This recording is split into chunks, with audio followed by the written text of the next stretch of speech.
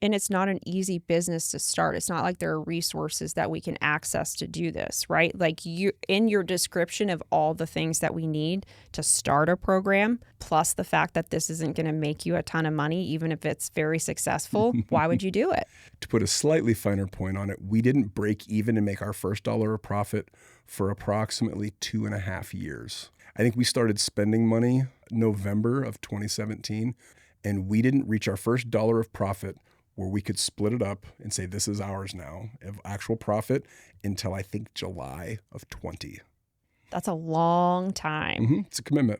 For sure. You have to have a passion to see that through. Yeah, anybody that thinks they're going to get in it to get rich quick and doesn't know what I just described, like, yeah, buckle up. That's the challenge though, right? That's why 7 out of 10 people who seek care don't get it.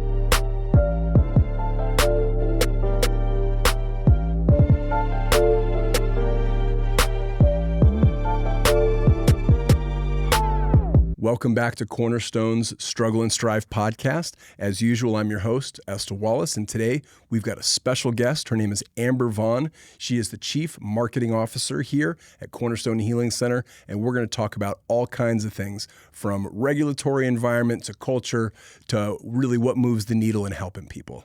So you're going to love today's show.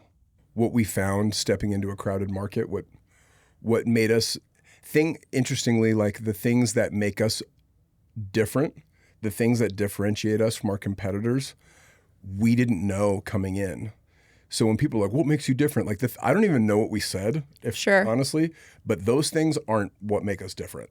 What do you think makes us different? The things that make us different are, for one, we are probably the most, or arguably the most abstinence-based treatment center in Arizona. I won't say in the rest of the nation, but in this market, most treatment centers are very heavy MAT. Yes. And it's not that we're not MAT. We utilize MOUD or MAT, whatever you want to call it. We use medication-assisted treatment and opiate use disorder treatment meds. But we, as a taper, not as that's not the one-size-fits-all T-shirt of treatment here. Sure. We're here to do family system work, inner child. I'm talking Jungian therapy that we've been using as a society for about 100 years that has serious documented data-backed efficacy. We do good old-fashioned talk therapy. We introduce people to the 12-step world, and it works. Our outcomes speak for themselves. They stand on their own.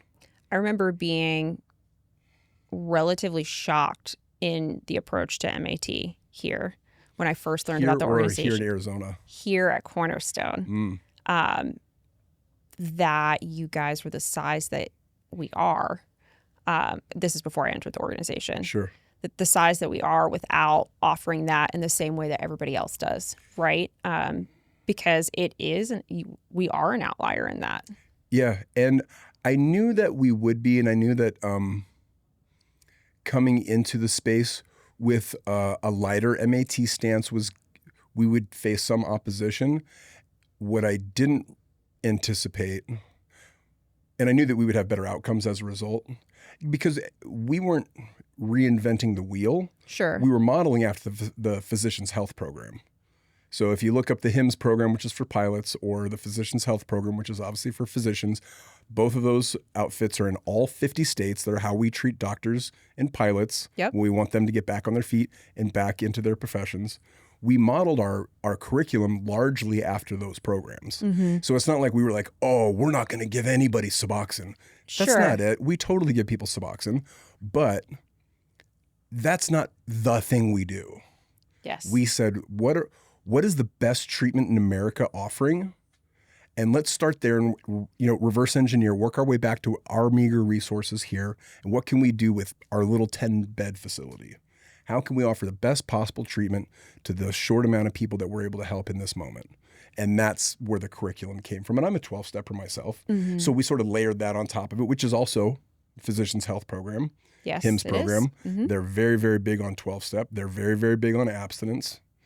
And being a 12-step person and having lived an indigent lifestyle, pre-sobriety, and having been in and out of institutions, including the county jail system here, I have a real heart for, I don't know how else to say it. I have a real heart for poor people. I have a heart for the people that have, and I don't like using the words like disenfranchised or whatever, because I don't want to do that. I'm not trying to play some game.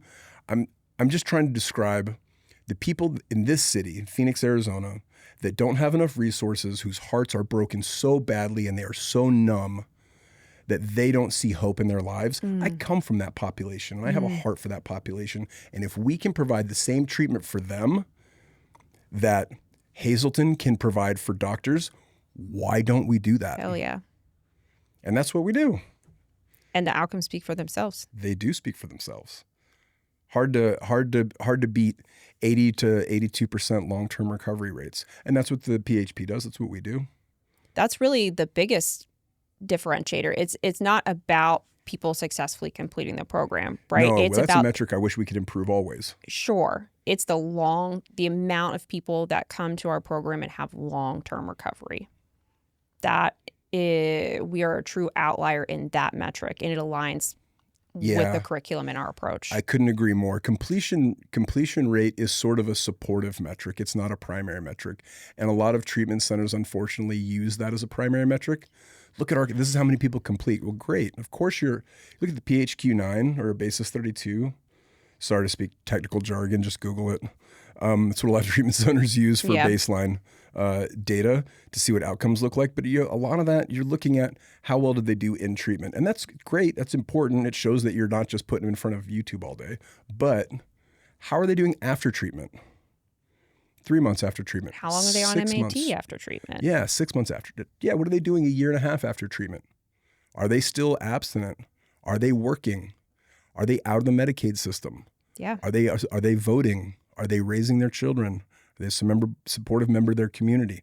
We get so many patients, not even all Medicaid, we get plenty of commercial insurance patients who are younger on their mom and dad's insurance who are unable to garner the resources to meet main social determinants of health on their own. And their parents, while their parents may be middle class, have had it up to here. Yep. They're done paying for their 24-year-old heroin or fentanyl addict's lifestyle.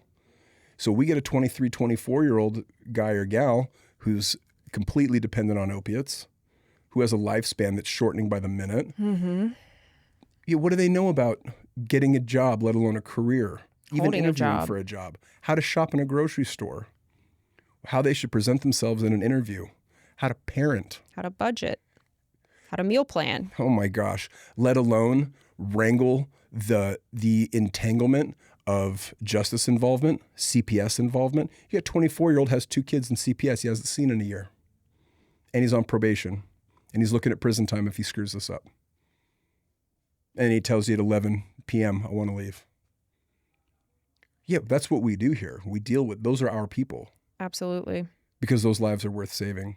I was driving down the street. This is, I want to say 2 summers ago. I think it was 2 summers ago. It was Maryvale wasn't open yet. Our Maryvale location wasn't open yet, but we were working on it. And I was driving home down Indian School,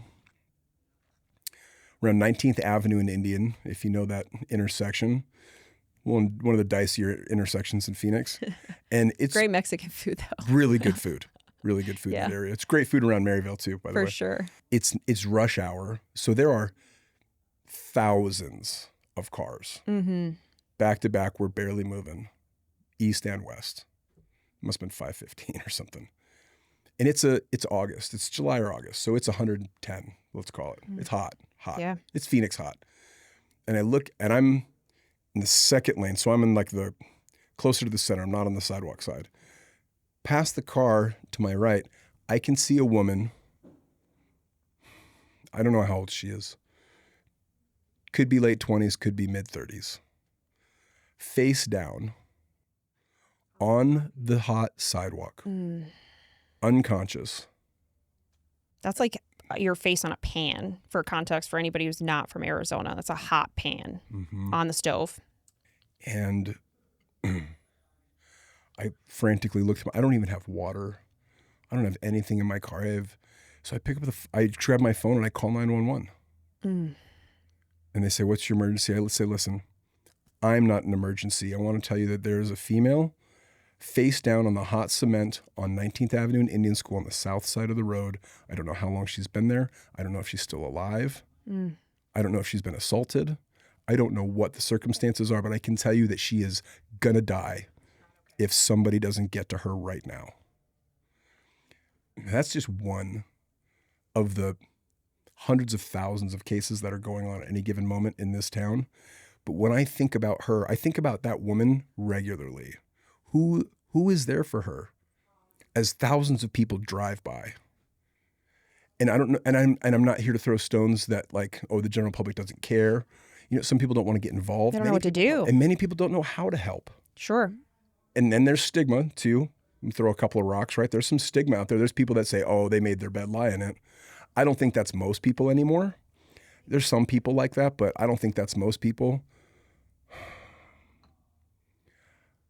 But myself and everyone that we've ever hired here at Cornerstone, we look for people that feel about this population, whether they got resources or not, the same way I just described feeling about that woman. Yeah. Like it's somebody's fucking kid.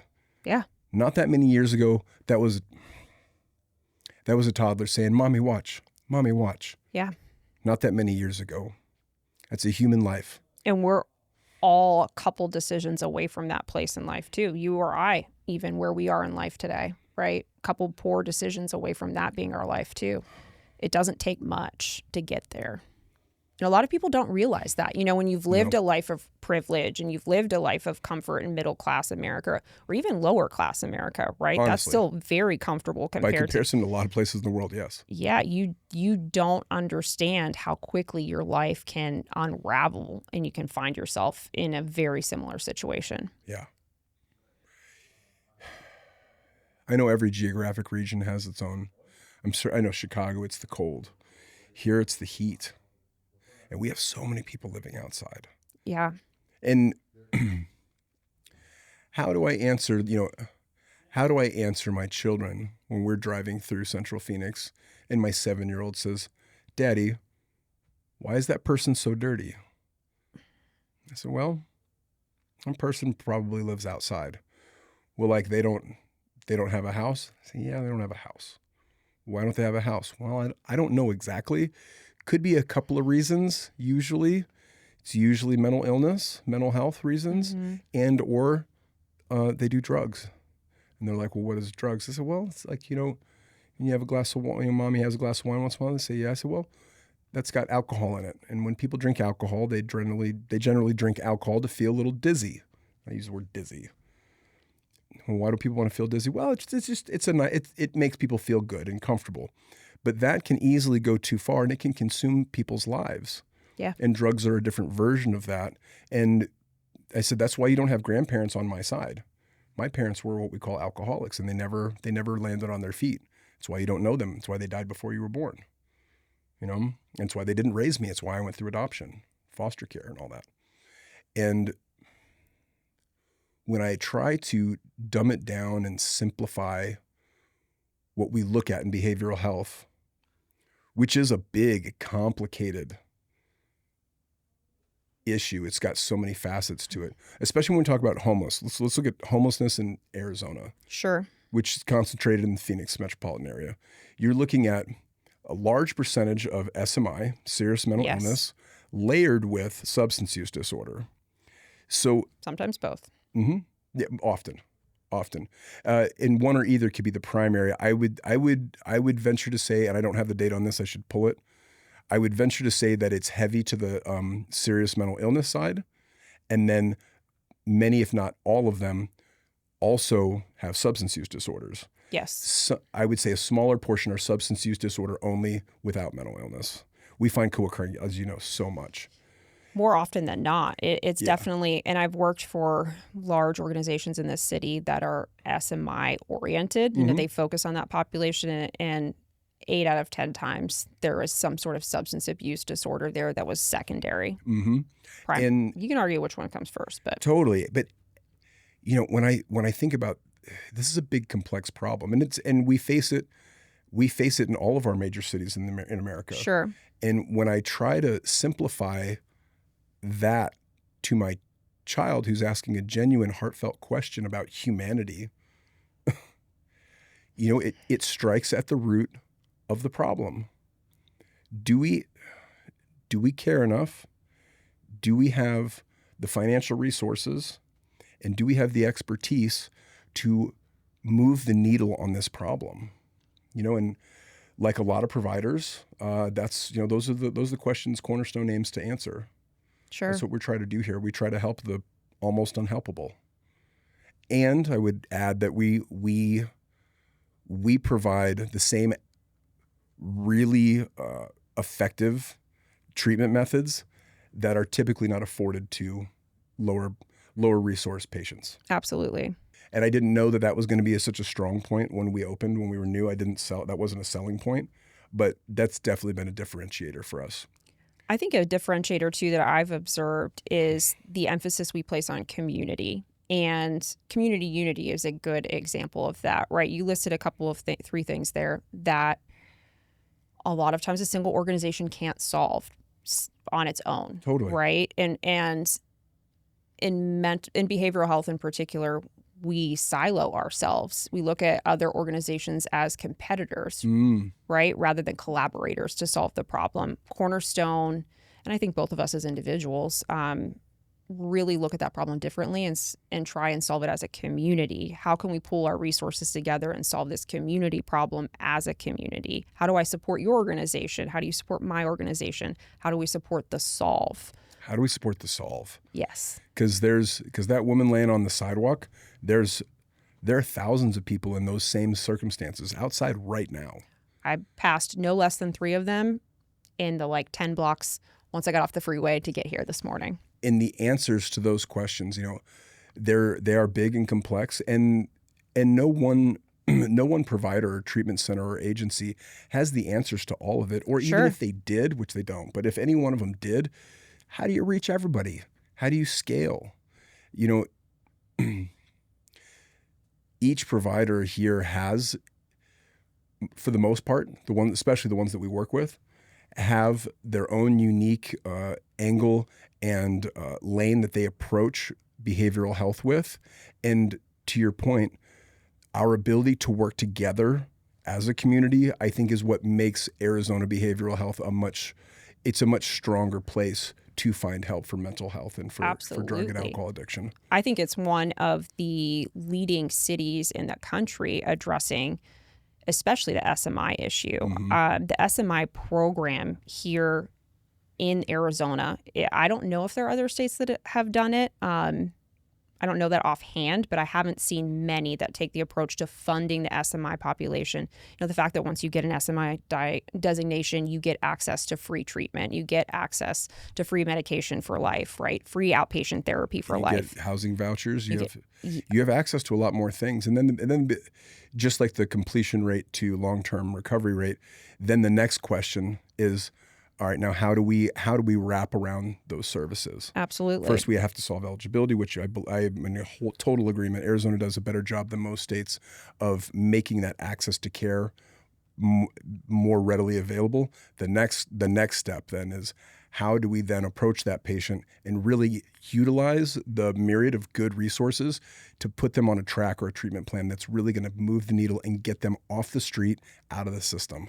And how do you get all of the providers involved that need to be involved in getting that person to a healthy state, connected and communicating together? We all got to work together somehow. Absolutely. And that's often, I think, the biggest challenge that I see. Yeah, well, and I think you're right. We're fortunate enough to be in a community of providers where a lot of us feel the same way. A lot of us have the same passion for the work, and we do work together. There's a lot of coordination of care between a lot of different agencies. I'm meeting with I grew up with Nick Stavros, the CEO of Community Medical Services. Okay. They're the largest MAP provider in Arizona. He and I grew up together. We're meeting for breakfast in a few more days just to find out how we can collaborate more deeply, because they don't really delve into what we do, and we don't really delve all that far into what they do. Yeah. And that's what Nick and I were talking about. Like, how can we help support each other? Because we're working with the same population here. But we can't be all things to all people. Totally. None of us is a Swiss Army knife. And that's a mistake, I think, some of the new providers, not new today, but like when providers are new, they sometimes will want to do that. Well, we treat everything well. You have a staff of 12 people, bud. Do you do it well? Right. How well can you? How can you do everything well? I've met so many places that have, we just launched and we have a first responder program. Oh, really? What does that mean? Have you ever heard of the Center of Excellence? Or like, come on, like there are people who are really good at things. You don't get really good at things overnight, certainly not when you launch. Yeah, you've got to be able to hire effectively and prune the staff and shape a mission-fit, mission-driven staff towards the angle or lane of behavioral health that you're addressing. Because there's a lot to work with. And stepping in and saying, oh, we have the answer for all of it it's arrogant. It's either arrogant or it's naive. Yes. I think it's mostly the second one. Honestly, it probably is, because we're talking about big problems. I'm always been leery of anyone who's got the magic bullet for anything, but at least talk about behavioral health particularly. Yes. Gosh, we have such a big problem, and there's no one size fits all T-shirt for this. No, there's not. And even what is working really well here doesn't work for everybody, right? Totally. In Cornerstone, we obviously do a lot of things now, but even you could pick any one lane of business that we provide. It's taken us time to get good at those particular lanes, and we don't cover every lane. Yes. There's a lot of things we don't do, and some of the things we do, like to your point, like our substance use specific programs. And that isn't necessarily the mainstay of our business, but we do a lot of substance use disorder treatment. And our flavor of substance use disorder treatment, like I've already said, mirrors or parallels with the physician's health program. While that's amazing that we can provide that level of care to somebody who's indigent, they may not be ready for that. That's, I think, probably one of the biggest gaps that I've observed here of who we don't serve well. Someone who's very pre-contemplative to change, right? Correct. They won't be successful in our program to start. They have to be ready. And that's why it's important that we have community partners like Nick over at Community Medical Services, and lots of other places. Yes. Mm-hmm. And we aren't trying to pretend to be a one-size-fits-all T-shirt. We don't have the answer for every Arizonan that's struggling with mental health and addiction. We have answers that work well for many of them, but we're not the one-size-fits-all.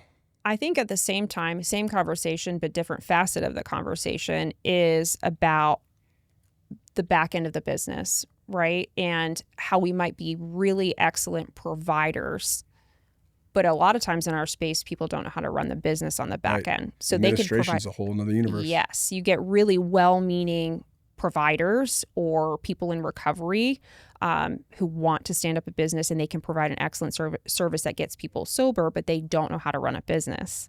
That's, I think, a secondary challenge, if not the primary challenge I see in people being successful in our space. I couldn't agree more. You see people get into it for both reasons. I've seen, first of all, when people come to me and ask, hey, I want to get into treatment, the first thing I ask them is why. You have to have a reason. Why? Because if it's to make money, wrong space. Go start a construction company.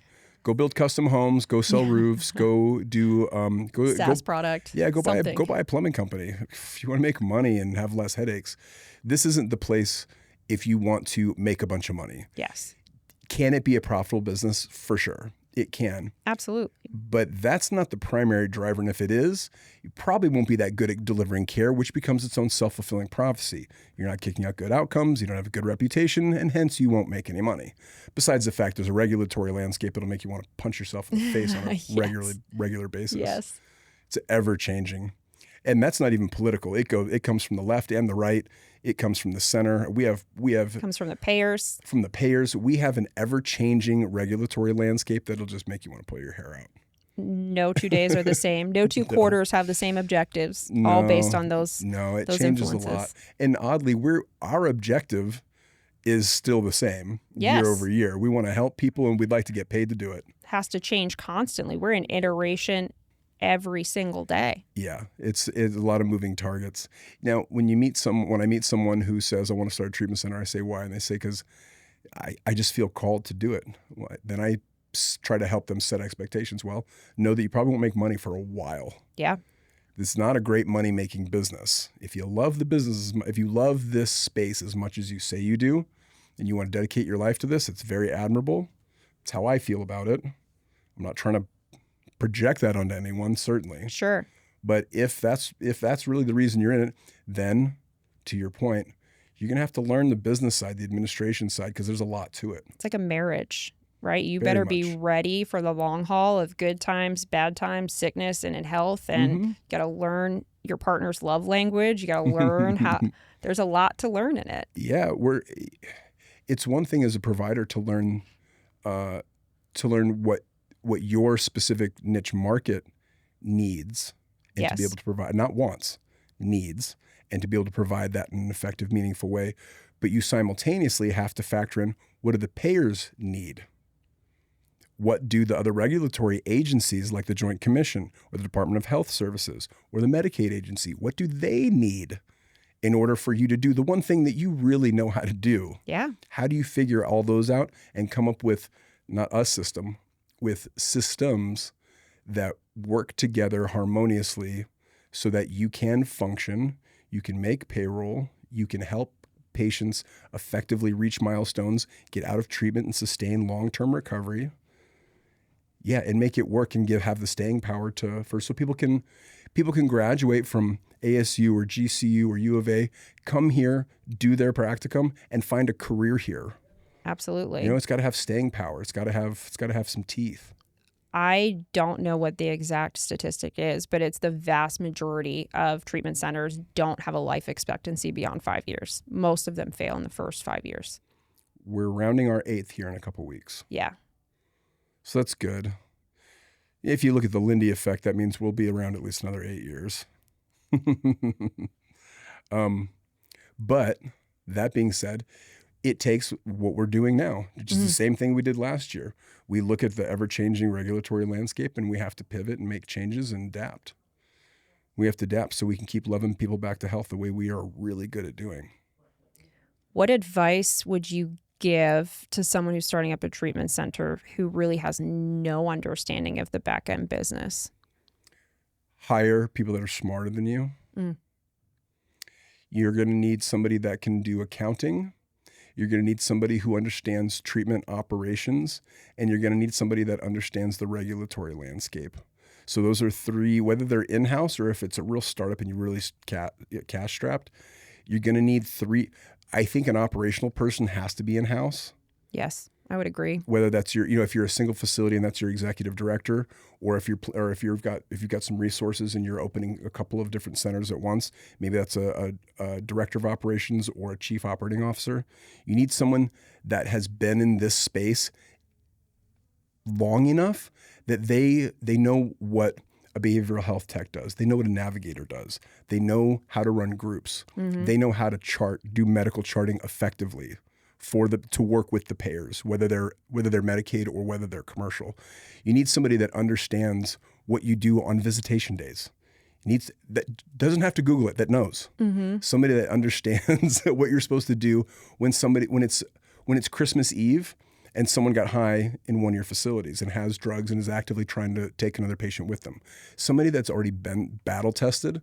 Likewise, you need somebody in accounting. And at the beginning, you can outsource that, whether it's a CPA or whether it's a bookkeeper, but you got to start keeping track because the payment latency is pretty vast, especially in the beginning. If you're a bigger agency and you have a lot of in-network contracts, things get a lot more stabilized. Sure, and they pay faster. Yeah, it's faster. It's more predictable. You've got pre-negotiated rates, et cetera. Yeah. But in the beginning, there's no contracts. You're billing out of network. 6 months till you see that first paycheck. And if you don't know that, you're not going to get your very first check, which isn't going to solve all your problems, it's not going to solve any problems. But if you don't know that you're not going to get your first check for $163 for 6 months, I mean, you got to really pray on that. You got to think about that. That's something to take into your daily prayer. Like you're going to have to get a facility, whether you buy it or lease it, do TIs, then prep it for fire, make sure it meets all zoning regs, get it to pass fire, and not down at the city. Not a counter fire inspection. You need to have the fire marshal come in and do a hands-on inspection. Then you need to fill everything out, take it to DHS, wait until DHS has time to schedule you. That might be another 3 to 6 months. Could be. Then they come in, list any deficiencies. You then have to solve those deficiencies, report that back. Then they give you a license. Now you're technically open to treat. Yeah, you're months. You're months. That's assuming you have staff. And to get a license, you have to have a staff. And then you have to get clients. We haven't even talked about marketing and clients. Right. Where do you get your first client? How do you get that patient in your door? You know, it's funny. Our first patient, obviously not going to say his name, but he and I's families are interconnected. I'll say that. One of these days we ought to have him on here because he's great. He's just a gem of a human being. And so his whole family is. And we were close before, not he and I, his mother and my wife and I were close before he needed treatment. But he ended up being our first patient. And in order for him to not be alone in group therapy, we would scholarship anybody. Yeah. I see a lot of programs do that. Mm-hmm. And that's great. It's a great thing because now you're, as small as an effort as it may be, you're combating homelessness. Mm-hmm. You're helping meet main social determinants of health for some of the most disenfranchised people, right? Some of the poorest people in our valley. And they're getting hopefully really good treatment and housing and food and in some cases clothing and great therapy and exposure to 12-step community for nothing. You know, just by having, the only thing you have to have is willingness. But those first, gosh, we still scholarship regularly, but in the beginning when every bed matters, when we had 10 beds and 5 of them were scholarships, gosh. I think really those first 50 beds, every bed matters, right? It's the difference in whether you're in the red or you're in the black. Yeah, it's expensive to run. It's not a what I would call like a hustle business. And I like hustle businesses. I like a good example would be like kitchen remodeling. Like if you're a contractor and you hold a license, you can hustle your way into it. You go make a pitch to a homeowner that wants a new kitchen and you know all the vendors to get all the stuff and you can hire a couple of people under you to help you do the work. You get write them an invoice for the estimate. They agree to it, half down. Done. That's enough to pretty much do the whole job, give or take. I don't know what the profit margin is exactly, but that's just about enough to get you through it. Then you finish it up. They like it. You make some tweaks, a couple change orders, and they pay you the rest and you got your profit. This isn't that. We've got to pay psychologists, psychiatrists, medical team. Even if you're on a skeleton crew, you've got 8 or 10 people that require a paycheck every 2 weeks for months before you get your very first check. And your first check is going to be tens of thousands of dollars. And that first key employee you were talking about, right, that's experienced in the industry has market value. So that's an expensive hire. Mm-hmm. Or it's an equity pool, right? So you're giving away a piece of the company before there's even really a company. Mm-hmm. Which is a gamble on both sides, right? Mm-hmm. That's a gamble for it's almost a bigger gamble for the hire. They're like, yeah, 5 or 10% of this company sounds great, but like, where are we going with this? How are we going to get there? Where are we going to go with this? Yeah, because a lot of them go belly up. For sure, a lot of them do for the reasons you've stated. Because administratively, it's a business, and it has to stay afloat. You got to pay the bills somehow. And it's not an easy business to start. It's not like there are resources that we can access to do this, right? Like in your description of all the things that we need to start a program, plus the fact that this isn't going to make you a ton of money, even if it's very successful, why would you do it? To put a slightly finer point on it, we didn't break even and make our first dollar of profit for approximately 2.5 years. Approximately, it might have been a little more than that, a little longer than that, but I think we started spending money. In November of 2017. We formed the company on September 11th of 2017. Started spending money to prep in November, and we didn't reach our first dollar of profit where we could split it up and say this is ours now of actual profit until I think July of 20. That's a long time. Mm-hmm. It's a commitment. For sure. You have to have a passion to see that through. Yeah. Anybody that thinks they're going to get in it to get rich quick and doesn't know what I just described, like, yeah, buckle up. That's the challenge though, right? That's why 7 out of 10 people who seek care don't get it, because there aren't enough.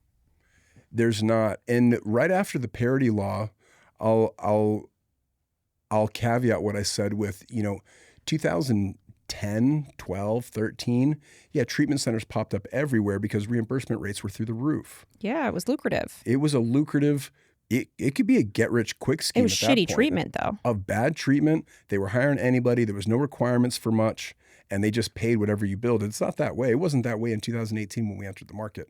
We entered the market with a pretty firm confirmation from several other treatment center or treatment provider owners in the space that we should expect about $500 per day at the PHP level or residential level of care. And we were getting $178 or $187 as an average. And how much did it cost you to deliver services? It was per day? costing $250. Yeah, exactly. For months waiting for our first check. And so you put... And using a billing company that was taking 12% of everything collected. And then how many claims got denied in their first pass, and how many medical record submissions do you have to put through? So you get someone who is revenue oriented rather than passion oriented, and they're going to look at those numbers and say, this doesn't make sense. Why am I answering a phone call at 11 o'clock p.m. on Christmas Eve with a drug addict who wants to walk out the door, and it's costing me money to deliver services to him anyways? Why do I care? Mm-hmm. And then we're in this cycle of failing treatment centers. It's not exactly on the same line, but you knocked something loose in my brain when you mentioned like de-escalating somebody late at night you're not making money from anyway. Gosh, our first year when we were struggling to just keep it full, we scholarshiped a lot. Mm-hmm. And what Marcus and I realized is that we weren't really pre-screening scholarships very well. Somebody would call, hey, you guys are open. My dude doesn't have any insurance or money. We're like, fine, just bring him.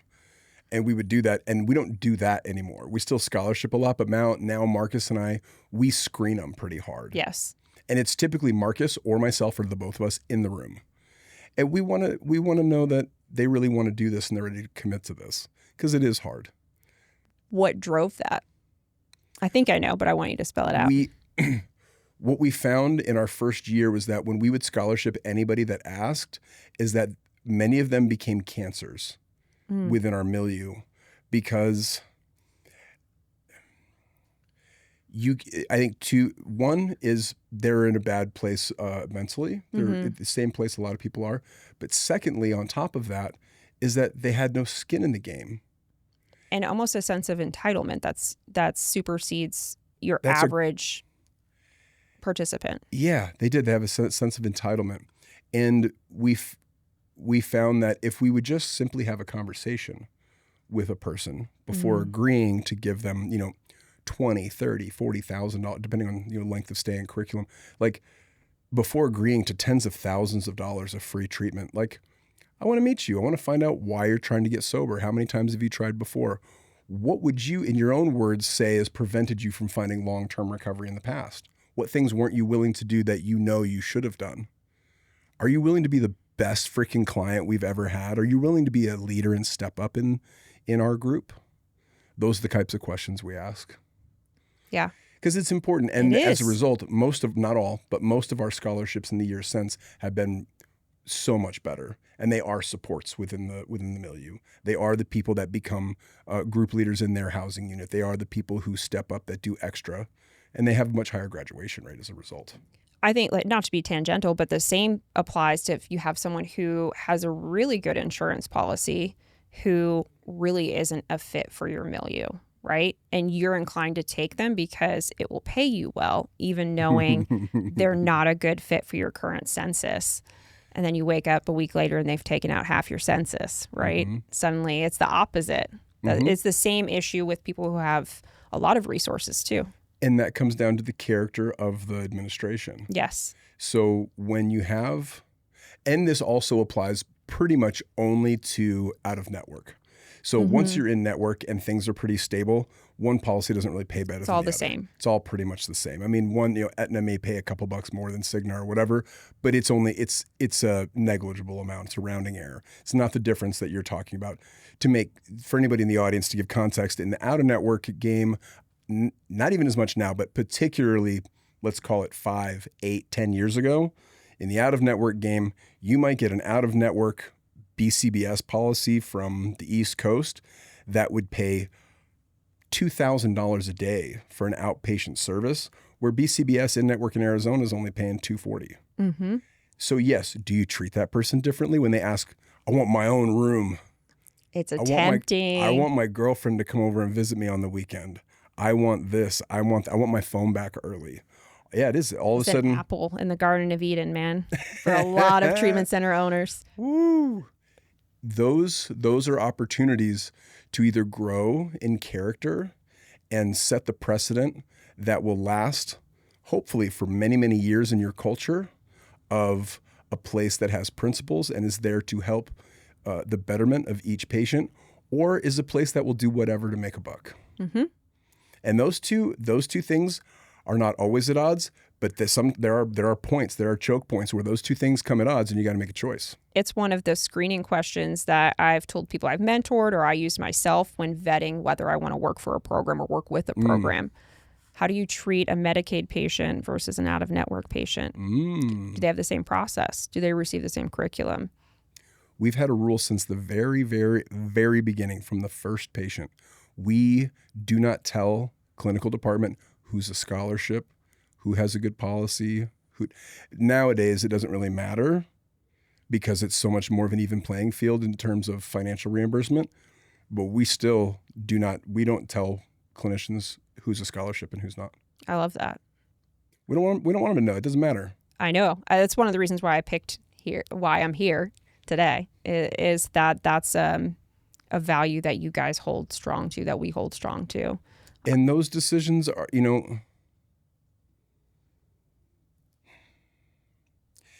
it's very basic, elementary character building. Like, how do you behave when no one's looking? Mm-hmm. If no one's going to know, do you behave differently than you do if you believe that you're being observed? And I don't know if I don't know what the definition of the word character is, but to me, that's what it means. It's the spirit of it. It's the spirit of integrity and character. If you can exert the same behavior unmonitored, knowing you're unmonitored, like little kids like to what could you pick? Time travel, invisibility, or flying, right? Yeah. It's like a thing that kids do. And the kid that picks up invisibility, you're like, keep your eyes on that one. What's he doing when I'm not looking? Why do you want to be invisible, bro? My 7-year-old asked me this question last week, actually. Oh, yeah. It's a thing 6 and 7-year-olds ask. I've heard that question from my kids and from other kids. But that's such a central question to the character of human beings. Mm-hmm. And it doesn't change, except that the stakes are higher when you're dealing with a business, when you're dealing, especially in healthcare, with people's lives. Yeah, no, I'll tell you a story in this, along this conversation track. Early on, obviously not going to say anybody's names or anything like that, but pretty early on in our first 2 years, we had a client, and I think we just had gotten our first in-network contract, but this kid was out of network, and it was a good one. It wasn't like the craziest thing ever, but it was good. To say he was keeping the lights on would be a stretch. Sure. But we definitely needed the money. Mm-hmm. And he was a tough client. And he wasn't breaking rules. And he wasn't, so it's not like he was, if he was using or punching people or, disruptive. He wasn't doing that. But he was a hard patient to treat. He was tough. He was, I don't like the clinical term for it, but what is the clinical term when somebody's just being a turd? There's a term for it. Oppositional defiance, is that what it is? There's a whole disorder for that, oppositional defiance disorder. What it's called? Yes. He probably would fit in the oppositional defiance bucket. Sure. By criteria. He was just a tough patient. And Marcus and I were tempted because our clinical team was like 3 people then. Mm. And they were in consensus, like, we're not sure what to do with him. And Marcus and I thought about it. We talked about it privately, and we agreed, if clinical votes that they can't work with him, then he can't stay. Mm-hmm. So we went back to the clinical team and said, listen, we're in this business to help people. We're in this business to help people like him find a new way of life. He has his system for dealing with life doesn't work. You are trained clinically, academically, to help solve the very problems that he has. Mm-hmm. Do you believe that between the three of you, it can be done? Mm-hmm. Is it possible with the environment that we have here? And they all kind of looked at each other and they said, yeah, we think we can, and he's worth it. I said, okay, then he stays. If he punches somebody, he's out of here. And you know what? That kid's still sober. That's awesome. That kid, he's got I think it was in our second year, so he'd have 6 or 7 years sober now. That's awesome. I think he's married with a child now too. That takes a strong clinical team though too, right? Right. A principled clinical team that's not going to choose the path of least resistance, because when you have a census that's revolving, as treatment centers do, a lot of times they get trapped in that too, of like, someone's too difficult, let's discharge them. We're going to fill that bed anyways, right? Too high acuity. Mm-hmm. We used to hear that. That's in the early days too. I had to sit down with one of our clinical directors early on. I had to be like, you want your paycheck to cash, right? They're like, yeah. I'm like, we need patience. You keep saying everybody's not appropriate. Like, Who's appropriate? Didn't you go to school for this? Yeah. This is what you treat. You treat substance use disorders. And then it shifted. And it shifted a few years in. We started taking in-network contracts, with BCBS and Aetna, et cetera. And all of a sudden, our population started changing. It wasn't just dudes on drugs anymore. Now it was women, a lot of them with mental health primary. And as we started treating more mental health primary, I had some clinical pushback. And they were saying, well, this is, these people are too hard to treat. And I like to pride, people always talk about Steve Jobs as like because he was such an icon, but they always talk about how tough he was. He always shouted at people and stuff like that. I have, in the years I've been an entrepreneur, I've really tried to not be that. Mm-hmm. I want to drive, I want to push, and I want to do it without, battering people, verbally. I don't like to do that. I've only raised my voice at staff in our 8 years twice, and it was only to management. It wasn't like in front. I wasn't like berating anybody, and it wasn't in front of a bunch of people. But that was one of the times. It was one of our offsite L10s. It's one of our quarterly sessions, and my clinical team of 3 or 4 people was trying to combat us opening up an entire lane for primary mental health. And I got pissed about it. I was like, "What did you go to? What is your license again? Licensed professional counselor, licensed clinical social worker." Tell me exactly, like, you are specifically trained to diagnose and treat mental health disorders. That includes schizophrenia, depression, anxiety. Like, are you telling me that you can't do the job that you've been trained and I am paying you to do? I ran into the same thing at SMI clinics. I'm like, we are an SMI clinic. It's a seriously tough crowd. Mentally ill. There's no one else who can do this. We are literally, other than a hospital, once they meet the criteria for the hospital, that's a different conversation. Put a pin in that because we'll come back to that. There's no one else who's going to do this. So if you're not going to do the work, who is? Like, yeah, you can send them to the hospital, and then what? They're going to discharge them inside of 72 hours at best, and send them where? Exactly. Hope they'll find someplace that'll take them. So if you won't do it, who will?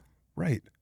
That's where the passion has to come back in. It's a really beautiful mixture of clinical and financial excellence. I think that makes an agency perform well over the years. If you look at Hazelton, Betty Ford, over the years, they were around cash model only before parity, all that. They have withstood the test of time. And there's still a benchmark for success in this space. Because they have a dual focus. They They expect clinical excellence and they expect financial excellence. We need to do the almost impossible work of treating mental illness and substance use disorders, and we need to get paid for the very hard work that we do. And because they hold a line like that, they've been around for so long. Same thing with the Centers for Excellence over in the East Coast. There's quite a few agencies I could point to that I would say have really laid the groundwork for agencies like us. And that's our hope, is to be eventually regarded as one like that. Yeah, absolutely. How do we help lead the space in that charge. You know what I mean? I think that agencies that have figured it out, who know how to provide an excellent clinical product, but who also know how to run the back end of the business and overcome these challenges, find the resources to start up, staff a team, build a culture, build a program, navigate all of these payer issues. What I see in this space and what I'm looking to you to speak about and to solve is we're still, even when we're working collaboratively, very siloed in what's working, what's not working. How do you overcome this? You have to know somebody, right? You have to have peers in the space to get that information. It's not just freely available. How do we help solve that? I think, first of all, the single word answer would be collaboration. We need more collaboration between ownership of various agencies. We need more collaboration between executives of various community partners, and we need more collaboration of entire agencies at the referral side, talking intake and case management. And marketing. And in marketing. No one knows how to do that properly. We haven't even talked about marketing yet. I know. Oh my gosh. Marketing is expensive, and understanding what it costs to bring someone who is looking for help. So we don't sell anything here, right? We're not providing a service. Yeah, this is a service-based industry, and we're selling what we provide. The value that we provide is one that is, integrated care. It's medical, clinical, and psychiatric. Mm-hmm. So we're providing a service much like a hospital or someplace else, or other type of medical agency, where the people need what we have to offer. The question is, how do we put ourselves in front of them so that they can judge whether we're the best fit for them? Yes. And that effort costs money. A lot of money. Do you know it is in the Google Ads world, substance abuse treatment is second only to DUI lawyers in the cost per click average. What's cost per click? What's the CPC average right now? We've been testing some stuff. So it's actually really great right now. We average between $30 to $50 in our treatment campaign, and we're averaging $5 right now in our PMAX campaign. So for the audience that may not be as marketing savvy, and we're using some technical jargon, to get somebody to click on an ad, not to go through the whole process and enter treatment and all that, just to click on the ad and look at our website costs $30 to $50. And that's great. And that's considered fantastic. We're very happy with that number. It can range. I've seen it as high as $500 when campaigns are really inefficient. My previous experiences at agencies, that number when they first would come to us, just staggering. And the even more staggering thing was the company didn't know it. Right? They didn't even understand that metric. What does that mean? How much did that phone call we missed cost us? We got our license March 2nd of 2018. It was our first facility, first license. Mm-hmm. Obviously, we've done more facilities and all that since then, but that was our very first day we're officially open for business. And on January 1st, just a month before that, Google and the Bing Yahoo networks had just pulled all 1,500 treatment keywords from being purchased. Okay. So it didn't matter at any price. It's like in the implementation of LegitScript, that same era? It was the implementation of LegitScript. So let's say you opened a treatment center as we did, and you opened up in March of 2018. You couldn't buy AdWords. Mm-hmm. You couldn't advertise on Google. You couldn't advertise on Bing or Yahoo. Mm-hmm. Or Meta, which includes Facebook and Instagram. You could not digitally advertise treatment unless you were doing SEO, and that's not fast. No. So what we did was we relied on business development, and we didn't have much of a team. There was like 8 or 9 people in the whole company. So myself, Marcus occasionally, Scott Brunst, and I think by summer we hired, so like 6 months in, we hired Saad Hasek. Yeah. So it was the 3-4 of us, and we just went to every place. Mm-hmm. Grassroots marketing, good old-fashioned business development. How can we help support your agency? What are you doing that we aren't? We are getting some calls, and we do get, and a lot of the calls we got weren't to our main number. Sure. A lot of the calls we were getting were to us personally because we're in recovery.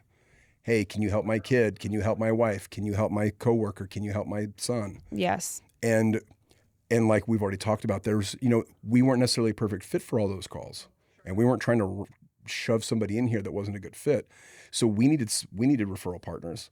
So we just got out there and we walked, in the first year, in the year of 2018, I probably walked somewhere between 100 and 120 facility floors just to meet them, just to see what are they doing? Where am I sending people? If I'm going to send somebody to you, like I want to meet the clinical director. I want to see what groups are like. I want to see what the patients here look like. I want to see what's going on. And I two things surprised me in that first year. One thing that surprised me is how little 12-step integration there was, how few places really gave 12-step programming the reverence it deserves. And I'm not trying to pontificate from like my own individual, personal bias. I'm talking about data. The Administration of Veterans Affairs did a study a few years ago, and they did it over the course of many years. And the data that they produced stated something like this. It's not going to be perfect, but it's going to be close because I'm working from memory. 27 weeks worth of 12-step engagement out of your first year of sobriety yielded like 75% long-term, years after treatment, sobriety and recovery rates. 12-step alone without treatment. That flies in the face of everything that the Cochrane group put out back in 2003 or 4, whatever, where they said there was 6% recovery rates in AA and AA doesn't work and CA doesn't work. And when I got sober in 2004, and I used to hear people say that from podiums. Very discouraging. There's this adage that's said from time to time, typically around journalism or, people who write for a living, but words matter. And if you don't study that space, you might go, words are just words. Sticks and stones may break my bones, but words can never hurt me, blah, blah, blah. But it's not true. Here's the example. Write 2 letters to your mom and decide which one you're not going to send. One says, can't believe you brought me into this world. I'm sure you had some deficit that you needed to fill by being a mother, but I hate you. I hate myself. I hate this world that you brought me into. I have never found purpose. I hope that this has not fulfilled the purpose you thought it was going to find. I wish I was never born. Love, your son. Then write another letter. Say, Mom, from the bottom of my heart, thank you. Thank you for taking a chance on me. Thank you for believing in me. Thank you for caring for me when I was sick. Thank you for believing in me when I was scared. Thank you for encouraging me when I was trying. Thank you for celebrating my wins and holding my hand through my losses. Thank you for being my best supporter through life. I wouldn't have the kind of life I have today if I hadn't been grounded with such a wonderful person like you as my mother. Love, your son. You decide which one of tell me the words don't matter. There is actual science in the whole New Age movement that's happening around us, right? Which I think could be paralleled to like Christianity too, right? And the power of prayer versus meditation and manifestation, right? For sure. Everybody's all saying the same thing. What you say and what you say out loud matters, and it changes things. There's science behind it. 100%. So if that's true, so if words matter, me and hundreds of thousands, if not millions of people in early recovery who knew nothing about 12-step, who knew nothing, and treatment wasn't really available by and large in the early 2000s. People on podiums told us that there's 6% recovery rates. Out of 100, I sat in a room in a halfway house in Central Phoenix in the hood, gunshots nightly, all the feelings of not being, not sure if I'm in the right place and all that. And I heard a guy with like 10 years of sobriety, get up at the podium and say, only 6% out of 100 of you, only 6% of you are going to be here in a year. And I thought, well, shit. Why do the work? That's not going to be me. Yeah. I'm not good at stuff. Yeah. I'm not going to be with the 6%. And it's so refreshing to know that's not true. Out of a room of 100 people sitting in a 12-step meeting today, as long as you do the work, 76 of you you'll be the ones at the podium. All you have to do is the work. Now you layer that on top of family systems work, on top of trauma-informed family therapy. You got a winning, having your basic needs met. And yes, meeting your main social determinants of health, safe housing, transportation, access to good food, clean water, and medical care. You got a winning recipe that works. That's why, if they'll actually do the work, that's why places that the Physicians Health Program promotes, which they promote us here in Arizona, just like the HIMSS programs promotes, and that's why they can boast 80 to 90% success rates. And when people say success rates, that's another metric that gets narrative twisted. I hear people say that. People ask me, what are your success rates? And when it's a non-industry person that asks me, I clarify for them. I help educate them just a little bit. They go, what are your success rates? I say, let me understand. You want to know if you sent your kid here, is it going to work? And they're like, yeah, that's what I'm asking. 82% chance if they stay and do the work. I don't know if your kid is going to, 50% chance they'll stay. 50. It's a coin toss as to whether or not they're going to stay. They might decide 2 weeks in that they've left their oven on at home and they got to go. But those are two separate metrics that matter, right? Do they stay? Metrics. And then once they leave, do they stay sober? And how? So I want to come back to that metric too. But thinking about how words matter, I say that from podiums now. I tell people 12-step recovery has a 70+% recovery rate, success rate. It works. That's over what? Over 80 years? We're 90. 90 years? We just hit 90 this year. Yeah, over 90 years of data to back that up. This is not a new concept. It's not a new concept. And the elements of it are relatively simple. Putting whatever religious, affiliations or, antagonistic feelings you have around religion, put religion aside. AA is not really a religious program per se. We do talk about God in there. Sure. But it's really about getting in touch with a power greater than yourself, fixing your past, untying the knots, making amends to people that you've harmed, and helping people. Being of service to others. It's a pretty simple formula that builds you into not just the community of other recovery people, which is hugely beneficial, but by repairing your past and being of service to the public, you're now reintegrating your larger community. Community has been identified as a huge factor in long-term recovery. So arguably the biggest, frankly. Right. And the 12-step culture already bakes that in, which is probably a big part of its success. Then you add in treatment. Well, what's the provider like? If the provider promotes community involvement, one of the things we really work on here. I don't know if you've ever driven by our North Scottsdale location on a Tuesday around 7 p.m. If you live in the area. Huh? It's a bunch of men packed. Yeah, if you haven't, you probably should. You ought to see what's going on. But yeah, we promote community.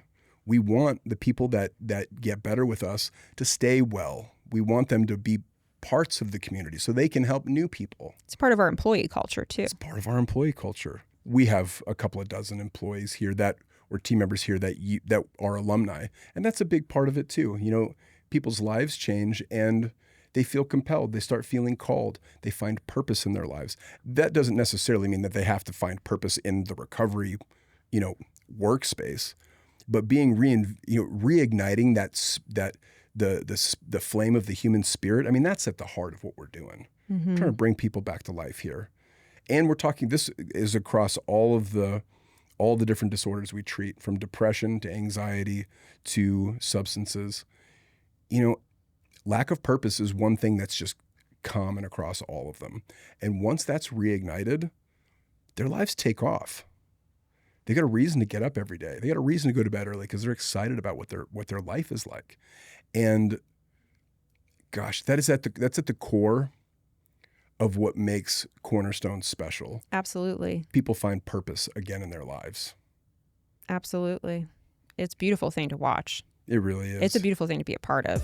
I couldn't agree more. It's one of my favorite things is just at the very least getting to be a fly on the wall and meet some of our staff that I've never met before that actually went through our program. Yes. And hear their stories. Amber, thank you so much for being with me today. Thank you. I appreciate the time.